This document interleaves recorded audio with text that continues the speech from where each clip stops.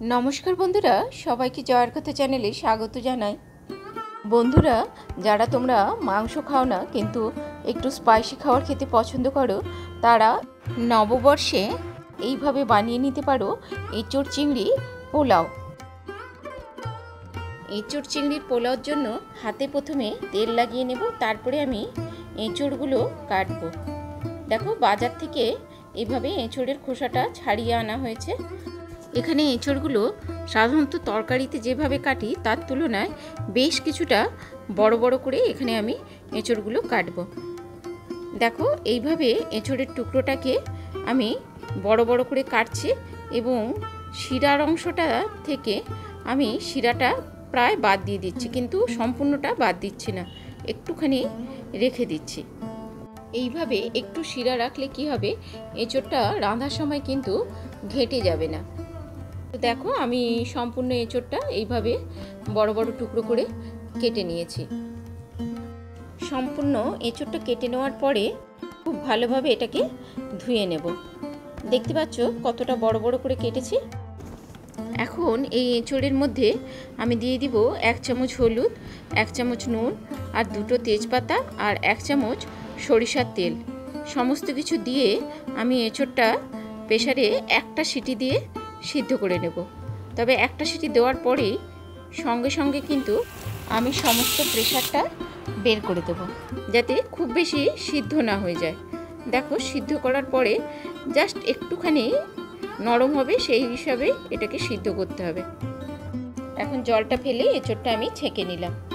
যেহেতু এঁচোড়ের পোলাও করব, 2 কাপ বাসমতি চালকে 4-5 বার এইভাবে ভালোভাবে ধুয়ে নিয়ে সম্পূর্ণরূপে জল ঝরিয়ে এর মধ্যে আমি 1/2 চামচ হলুদ, 1/2 চামচ নুন এবং 1 চামচ মতন আদা বাটা দিয়ে মেখে কিছুক্ষণ রেখে দেব।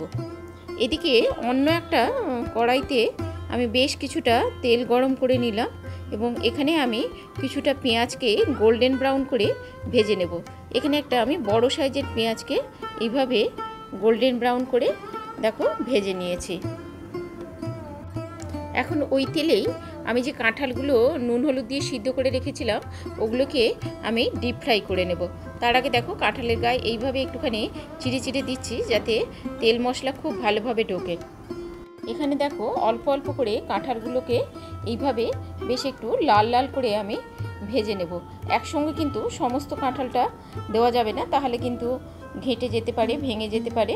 তো আমি এরকম অল্প অল্প করেই তেলের মধ্যে বেশ ভালোভাবে এরকম একটু লাল লাল করে সমস্ত কাঁঠালটা ভেজে নিয়েছি। এরপর আমি কিছু মাঝারি সাইজের চিংড়ি মাছ নিয়েছি। দেখো সম্পূর্ণ খোসা ছাড়ানোর পরেও এগুলো মোটামুটি এইরকম আকারের আছে। এখন নুন হলুদ মাখিয়ে এই চিংড়ি মাছগুলোকেও আমি এইভাবে ভেজে নেব। এঁচোড় আর চিংড়িটা ভাজার পরে কড়াইতে আমি 3 চামচ মতন তেল দিয়ে এঁচোড় আর চিংড়িটা আমি কষে নেব। ছেঁচে রাখা গরম মশলা, গোটা জিরে আর শুকনো লঙ্কা প্রথমে একটু ফোড়ন দিয়ে দিব। সুন্দর গন্ধ উঠলে কিছু বাটা মশলা দেব। দিয়ে দিলাম 2 চামচ রসুন বাটা আর 2 চামচ আদা বাটা। প্রথমে রসুন আর আদাটাকে একটুখানি কষে নেব। রসুন আর আদাটাকে একটুখানি নেড়ে নিয়ে আমি কিছু শুকনো মশলা এর মধ্যে দিয়ে দিব। তো প্রথমে আমি দিয়ে দিলাম দেখো 1 চামচ হলুদ, 1/2 চামচ নুন, 1/2 চামচ চিনি আর 1 চামচ কাশ্মীরি লঙ্কা গুঁড়ো দিয়েছি। এঁচোড় সিদ্ধ হওয়ার সময় আমি নুনের ব্যবহার করেছি, তাই এখানে নুনটা একটু কম রেখেছি। আর এখন আমি দিয়ে দিলাম 4 চামচ মতন পেঁয়াজ বাটা। এখন আমি সমস্ত মশলাটা খুব ভালোভাবে কষে নেব। এটাকে আমি মাংসের মতন বেশ কষে কষেই রাঁধবো। এখানে দেখো এখন আমি কিছু কাঁচা লঙ্কা দিয়ে দিয়েছি আর 1 চামচ টমেটো পিউরি দিয়ে দিলাম। বেশ কিছুক্ষণ মশলাটা কষার পরে যখন দেখো এইভাবে তেল ছেড়ে আসবে, তখন আমি এর মধ্যে দিয়ে দিলাম সিদ্ধ করে ভেজে রাখা এঁচোড়ের টুকরোগুলো। এঁচোড়ের টুকরোগুলো মশলার সঙ্গে মিনিট খানেক ভালোভাবে কষে নিয়ে আমি এর মধ্যে দিয়ে দিব ভেজে রাখা চিংড়ি মাছগুলো। এঁচোড়, চিংড়ি এবং মশলাটা একসঙ্গে খুব ভালোভাবে কষে নিয়ে আমি এখানে 1 কাপ জল দিয়ে দেব, যাতে এঁচোড়টা একটু সিদ্ধ হয়ে যায় এবং মশলাগুলো খুব ভালোভাবে এঁচোড়ের মধ্যে ঢুকে যায়।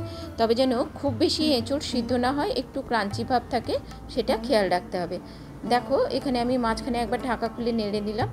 আর এখন দেখো আমার এঁচোড়টা কত সুন্দরভাবে কষা হয়ে গেছে, কেমন সুন্দর তেল ছেড়ে এসছে মশলার থেকে। এখন আমার এঁচোড়টা কষা হয়ে গেছে যেহেতু, আমি এটা একপাশে ঢেকে রাখলাম। এখন আমি পোলাওটা তৈরি করব। দেখো আমার চালটা বেশ কিছুটা শুকিয়ে গেছে। এখানে আমি নিয়েছি ছেঁচে রাখা গরম মশলা আর কিছুটা কাজু কিশমিশ, আর নিয়েছি ঘি। এবারে কড়াইতে আমি 2 চামচ ঘি দিয়ে দিলাম। 1 কাপ চালের জন্য 2 চামচ ঘি দিয়েছি। আর এইভাবে কিছুটা কাজু কিশমিশকে প্রথমে আমি ভেজে তুলে রাখলাম। এরপর ওই ঘিয়ের মধ্যেই আমি দিয়ে দিব 1/2 চামচ সাজিরা, তেজপাতা আর ছেঁচে রাখা গরম মশলা। একটু সুন্দর গন্ধ বের হলেই আমি এর মধ্যে দিয়ে দিব ধুয়ে শুকনো করে রাখা বাসমতি চালটা। আর এদিকে আমি দেখো 2 কাপ চালের জন্য 4 কাপ জল গরম করতে বসিয়েছি। আর এখন আমি মিডিয়াম ফ্লেমে চালটাকে হালকা করে নেড়ে নেব। তো চালটা যখন এইভাবে একটু ভাজা ভাজা হয়ে আসবে তখন আমি এই গরম জলটা এর মধ্যে দিয়ে দেব। এখন ঢাকা দিয়ে মিডিয়াম ফ্লেমে 3 থেকে 4 মিনিট এটাকে আমি হতে দেব। 3-4 মিনিট পরে ঢাকা খুলে চালটাকে একটু উপর নিচ করে দিলাম। এরপর আবার ঢাকা দিয়ে আমি এটাকে আরও মিনিট খানিক হতে দেব। দেখো এখন আমার 90% হয়ে গেছে। এই সময় আমি ভেজে রাখা কাজু কিশমিশ এবং এঁচোড় আর চিংড়ির যে কষাটা করে রেখেছিলাম সেটা এখানে আমি দিয়ে দিলাম। আর উপর থেকে দিয়ে দিলাম এই গোল্ডেন ব্রাউন করে ভেজে রাখা পেঁয়াজ ভাজাগুলো। এখন সমস্ত কিছু একটু হালকা হাতে মিশিয়ে দিয়ে উপর থেকে আমি দিয়ে দিলাম কেওড়া জল। এটা কিন্তু অপশনাল, যদি গন্ধ সহ্য না হয় তাহলে কেওড়া জলটা দেওয়ার দরকার নেই। এখন এখানে আমি 2 চামচ চিনি দিয়ে দিলাম। যেহেতু এটা পোলাও তাই একটু মিষ্টি মিষ্টি হবে। এখন হালকাভাবে সব কিছু মিশিয়ে ঢাকা দিয়ে আরও মিনিট 2 হতে দেব। একদম লো ফ্লেমে মিনিট 2 ঢেকে রাখলেই কিন্তু আমার এঁচোড় চিংড়ির পোলাও তৈরি হয়ে যাবে।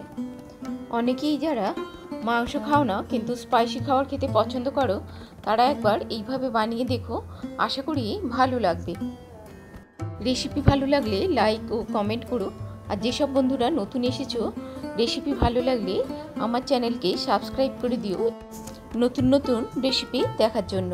সব বন্ধুদের অনেক অনেক ধন্যবাদ এতক্ষণ সাথে থাকার জন্য। সবাই ভালো থেকো, সুস্থ থেকো।